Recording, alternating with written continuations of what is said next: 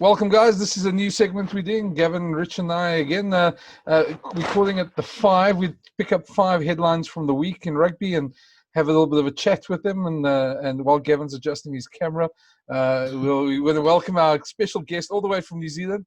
Jim Kay is an old mate of ours. Jim, welcome and welcome to this chat across the Tasman. Yeah, great to be talking to you fellas. It's exciting times here in New Zealand because obviously in a couple of days' time we get to see some footy again. Big sales, huge sales at Eden Park. They reckon more than 30,000. So that's fantastic for the Blues Hurricanes game. Geez, I'm actually wondering when last the Blues have seen a crowd like that. It can't just be Dan Carter, could it? No, I think Beauden Barrett, who's likely to start. That's obviously a big thing. And, like you guys, we haven't had any live sport for so long. So, I think the mere fact that we're seeing live sport again is bringing people out. I can tell you something, and I don't know whether I should be embarrassed or depressed by this, but it's the first time I've bought a ticket to a sporting event since the Super Rugby final of 1996. I'm not going as a journo. I'm going with a mate and a couple of our kids. So first time. Had to part with the cash.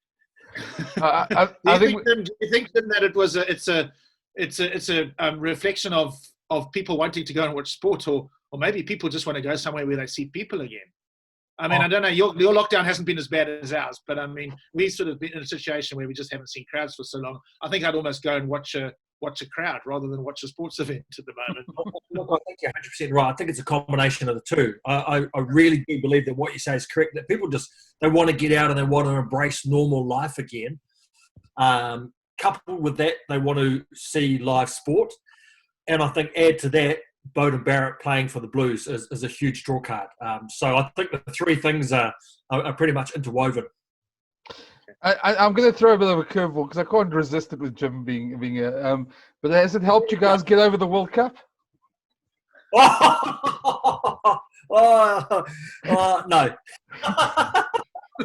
I couldn't resist. We would have tolerated that a lot more if we'd lost to you fellas in the final than we did losing to the Poms in the semi-final. So I think that's probably what hurt. And I'm sure I produced the breakdown show for Sky. We had Eddie Jones on last week. So, in my email correspondence with Eddie, it had to come up, didn't it? So, losing to England in the semi-final was pretty brutal. Yeah. Jim, what's the interest like in the other game? The game that's being played, where is it? It's at Forsyth Bar, isn't it, in Dunedin? I think they're expecting about 20,000, which is pretty for a small city like Dunedin. They've done some really cool things with the students because obviously it's a big student town. And look, I think that game will be. I can't remember what it holds, but it'll be rollicking. It'll be absolutely rollicking there as well. And the added bonus that it's under a roof. We're also really looking forward to. I know this is common for you guys, but I'm so looking forward to going to a game in New Zealand in the afternoon. The Blues game is a 3:00 kickoff. And that'll just be fantastic. And I think that's why another reason why so many people are going. And the Blues have been really smart. It's $20 for an adult with a couple of kids. So that's a fantastic way to price it.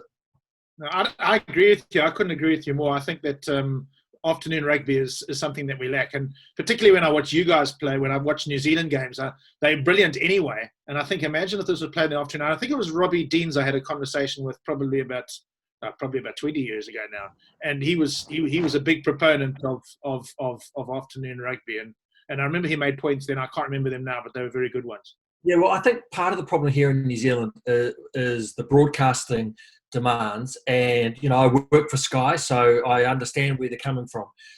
They want it in the evenings because more people watch, and it also sells better into South Africa because it's at a better time zone for you guys to watch, and also into the UK.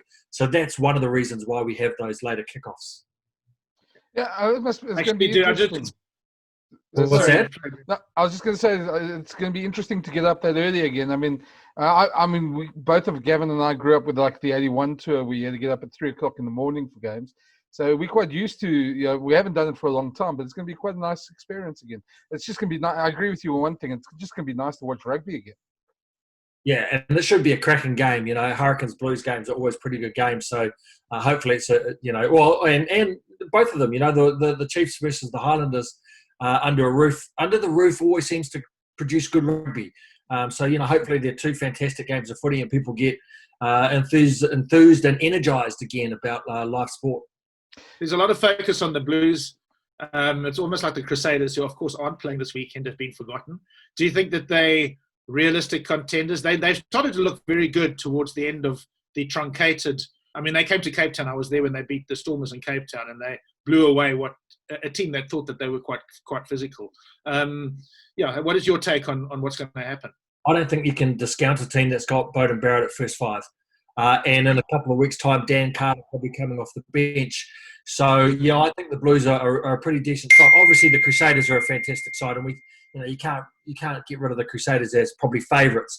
But if the Blues can navigate a couple of wins through to when Dan Carter comes, if you're looking at the final quarter of playing the Blues, Dan Carter comes onto the field and Beauden Barrett drops the fullback, boy, oh boy, all of a sudden they're going to tear you to bits.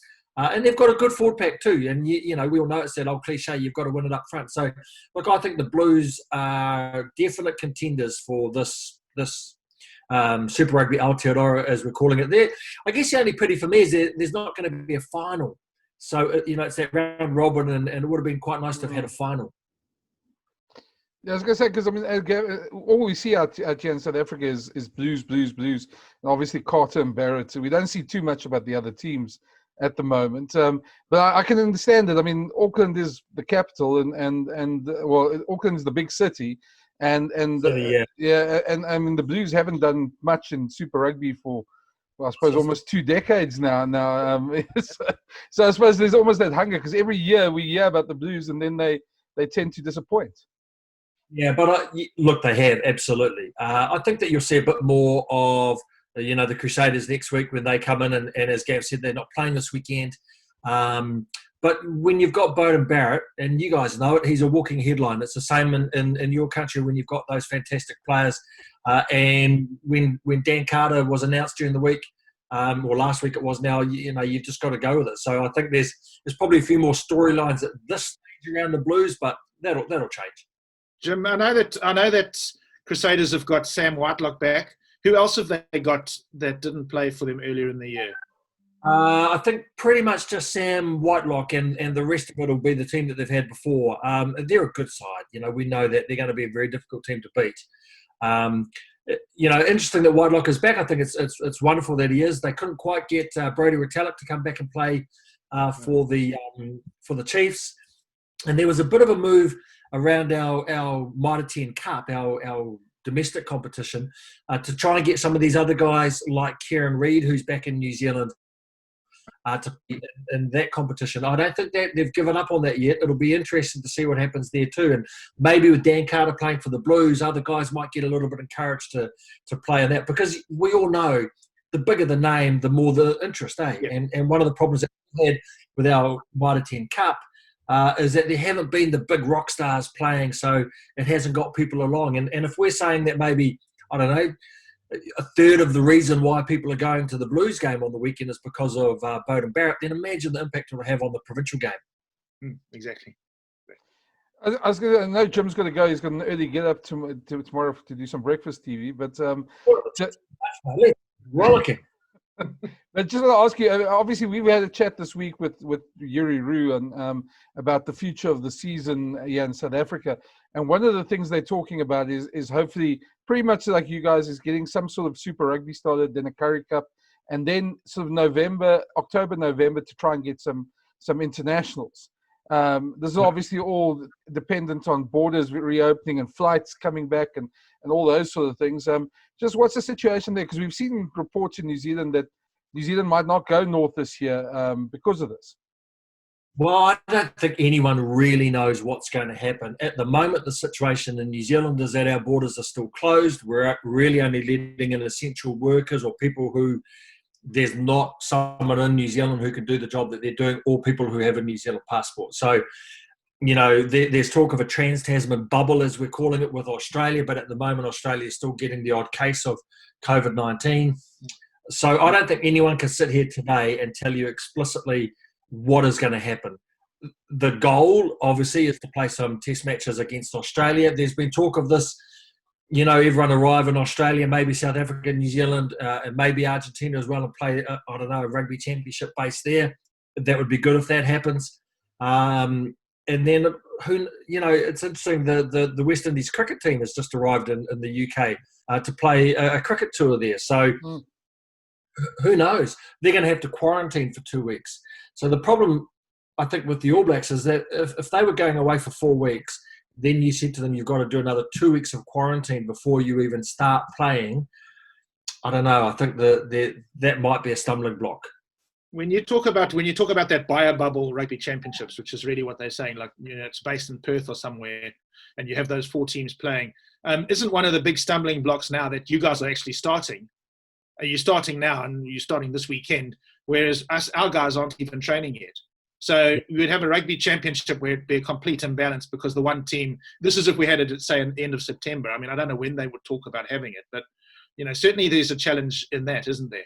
Oh, absolutely. It would be completely unfair at this stage because, as you say, one team would be incredibly match fit, match hardened, all of those things. And so look, there's a lot of hooks in this proposal, isn't there? I don't know how they could do it. And, you might even have a situation where the Springboks have to come into it with no games beforehand. I mean, that's incredibly unfair too. What do you guys think?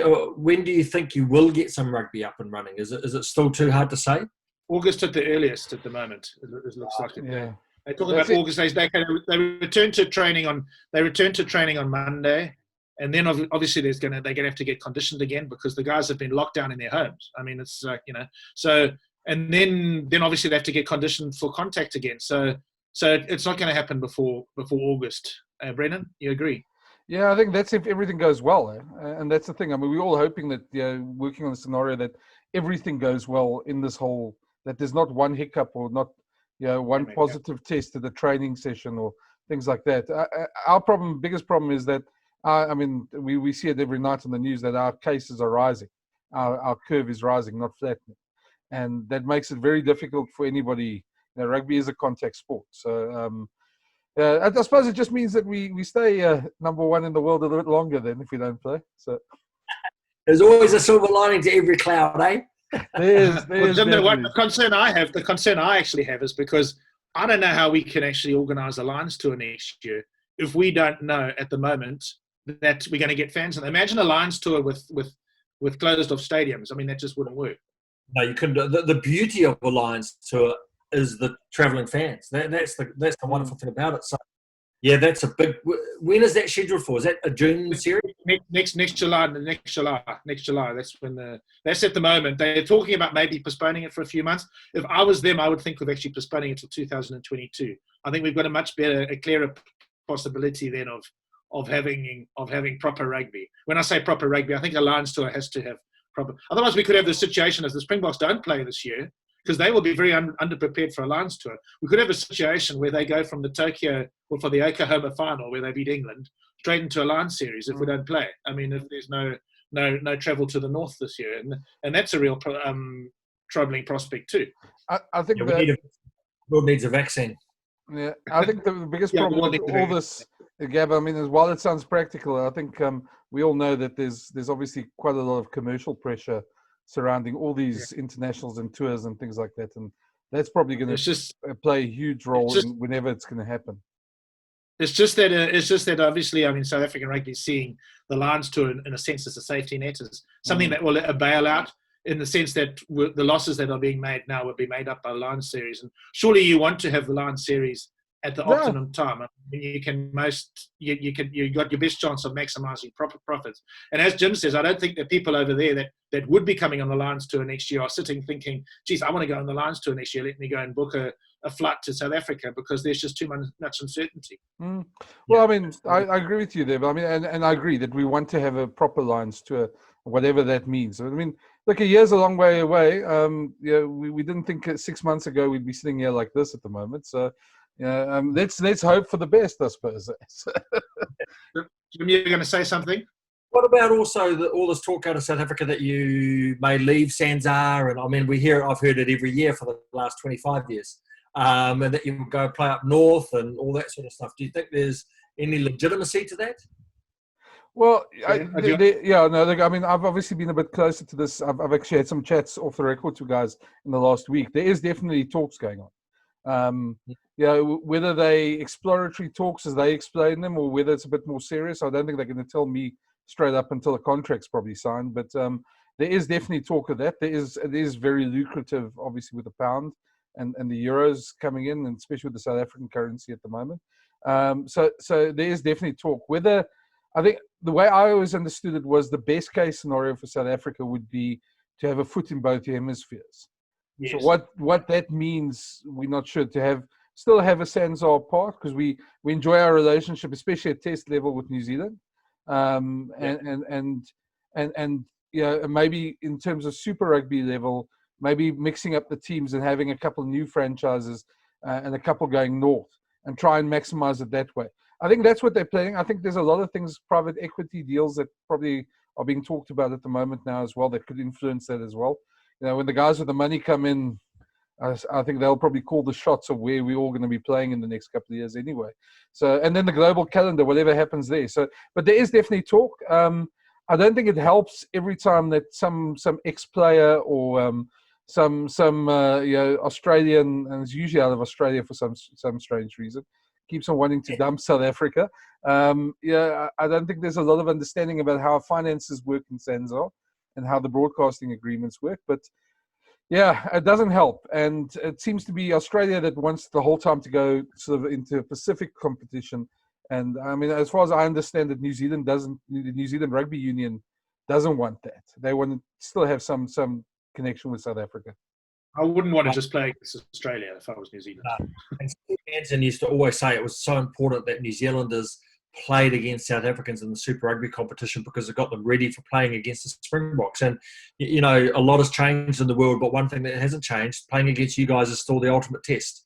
You talk to any All Black about it and they will say a South African test is different to every other test. It's harder, it's tougher, it's, all of those sorts of things. Even when they've been, one-sided test matches, the likes of Richie McCaw would come off and go, it was still a brutal battle.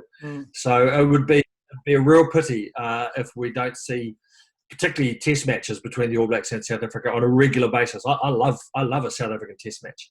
I'm also trying to think if a Pacific competition. I mean, there's obviously a bit of a romanticism with the Pacific Island nations, especially in New Zealand with the ties that you guys have with it. But I'm wondering if that would actually, after maybe the novelty first year, if it would actually bring the crowds in, to see the All Blacks play them, the Samoa, Fiji, Tonga, and then Japan and Australia. I don't know. I'm not quite sure it'd be the same challenge for New Zealand as the Rugby Championship is now. Maybe not at a test match level, but I think it would certainly add something to a Super Rugby competition, having a team based in the Pacific. But man, the travel that these guys go through already is off the charts. I think the really interesting, particularly for next year, we've already talked about it with the Lions, is whether Argentina is a country that anyone wants to travel to. Because at the moment, South America seems to be one of the epicenters of the virus. Look at Brazil. So and any don't even fly to Argentina now. So I think from a travel perspective and also obviously from a health perspective, it'll be fascinating to see whether that opens up again. So, yeah. But Australia, I mean, you've got to love our Aussie mates, don't you? You just have to love them. They've got an opinion on everything, and their game has fallen to pieces. So maybe they need to their own backyard before they start worrying about everyone else. Yeah, on that point, I know that Brendan's one person you keep talking about rugby in Africa, and when the World Rugby voting came up recently, everybody was backing. Well, people like Brenden and people here were backing Augustin Bishop because they want to expand the game. Don't you think that in this post-COVID world, when it arrives, the priority is going to be to make money? That whole expansion thing needs to be put on hold, in my opinion. We need to actually make money. We need to make big money for rugby. So that's why, it's almost an imperative to start sort of looking at the foundation unions. I mean, when I say foundations, the Springboks and the New Zealanders and Australia. The reason I'm bringing up this point is because you mentioned Australia. I mean, somebody needs to actually help Australia and get them strong again, because we do need, well, certainly you guys probably more than anybody do need Australia to be strong, stronger than they are at the moment. Oh, and let's not forget, you know, Australia's won 2 World Cups. Yeah. The final a couple of times, certainly in the final against us. They were in the final against England in 2003. Rugby needs as many teams as possible to be as strong as possible.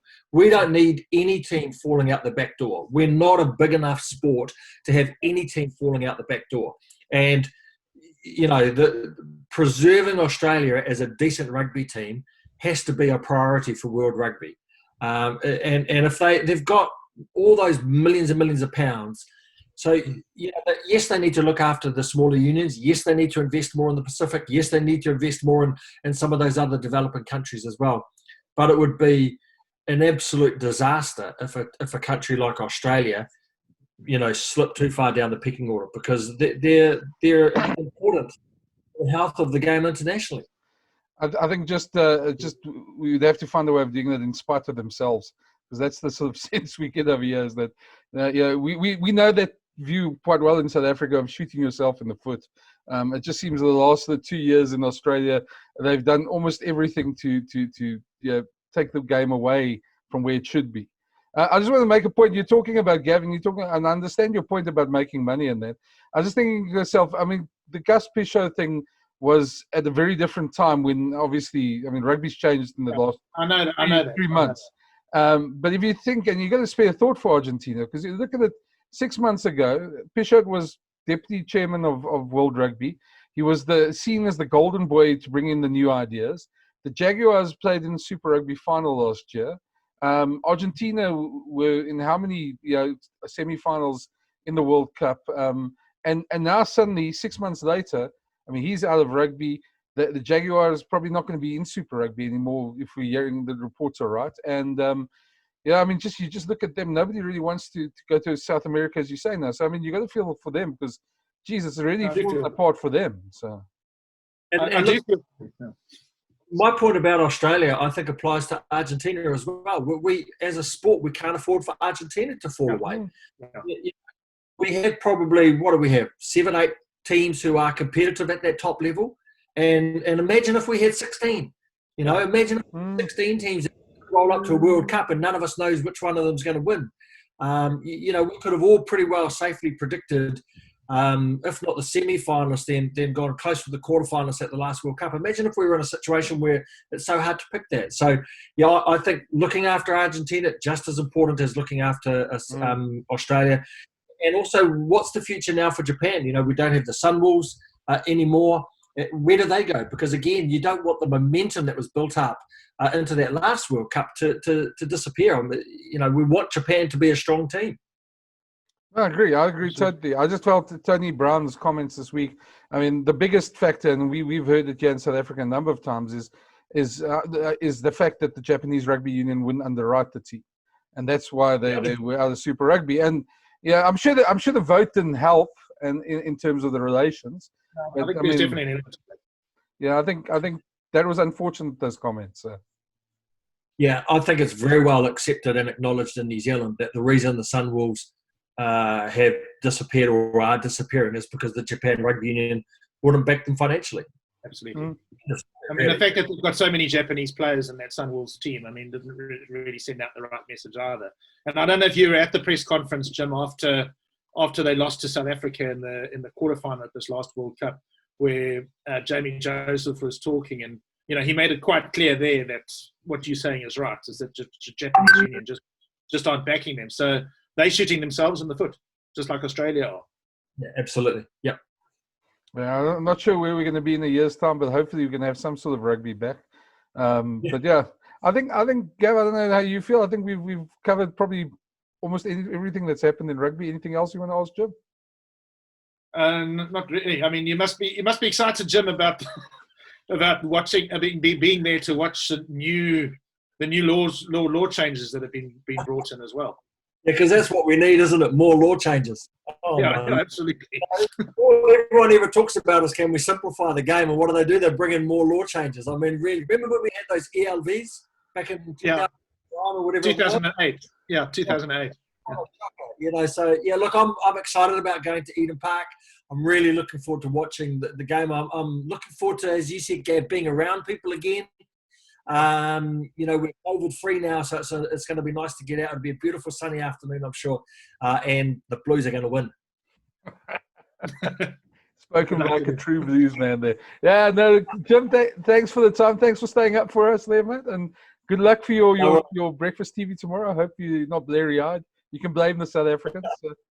And we hope to see you on the road sometime. I mean, hopefully there will be a time when we can travel to your country and you can travel to our country again. At the moment, it feels like we're sort of little islands. Yeah, well, I think what Gav's saying is that we need to catch up for a beer. Yeah, absolutely. I was going to say, as long as it's not that TUI, what's it? Yeah, right. What's it? There's like. We'll give you something. Cheers, fellas. Take care. Cheers, man. Thanks for the chat, Jim. Cheers. Thanks, Jim. Thanks.